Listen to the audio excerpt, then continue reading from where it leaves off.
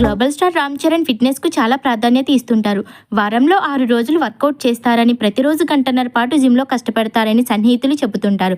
సినిమాల్లోని పాత్రలకు తగ్గట్టుగా ఆయన తన శరీరాన్ని మార్చుకోవడానికి హార్డ్ వర్కౌట్స్ చేయడంతో పాటుగా డైట్ ఫాలో అవుతుంటారు. ప్రస్తుతం ఆయన నటిస్తున్న పెద్ది సినిమాలో ఓరమాస్ లుక్ లో కనిపించడానికి నిరంతరం కష్టపడుతున్నారు.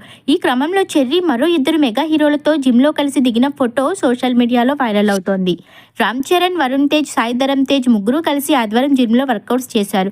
వ్యాయామం అనంతరం మెగా హీరోలు కలిసి మిర్రర్ ముందు పోజులు ఇచ్చి ఫోటోను వరుణ్ తేజ్ తన ఇన్స్టాగ్రామ్ లో పోస్ట్ చేశారు. వీకెండ్ లో సిబ్బందితో కలిసి సరదాగా అంటూ క్యాప్షన్ పెట్టారు. ఇందులో వరుణ్ ఫోన్ లో ఫోటో తీస్తుండగా చరణ్ అతనిపై చెయ్యి వేసి నిలబడ్డారు. సాయి తేజ్ మాత్రం తన కోర మీసాలను తిప్పుతూ ఇంటెన్స్ గా చూస్తున్నారు. ఒకే ఫ్రేమ్ లో ముగ్గురు మెగా హీరోలు ఉన్న ఈ పిక్ మెగా అభిమానులను ఆకట్టుకుంటోంది.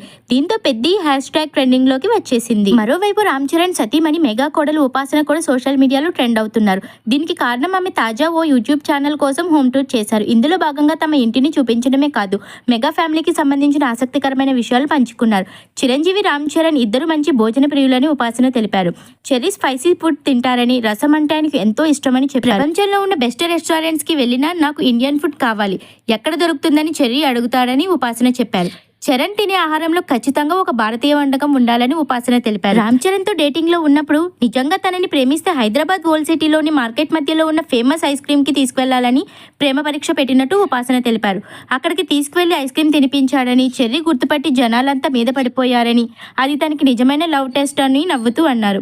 తమది సినిమాటిక్ లవ్ స్టోరీ కాదని, మగధీరా సినిమాలో హీరో హీరోయిన్ల చేతులు తగిలితే స్పార్క్స్ రావడం లాంటి ప్రేమ కాదని అన్నారు. ఇద్దరు ఒకరినొకరు అర్థం చేసుకుంటూ ఎలా వివాహ బంధంతో ఒకటయ్యారనే విషయాలను కూడా ఉపాసన పంచుకున్నారు.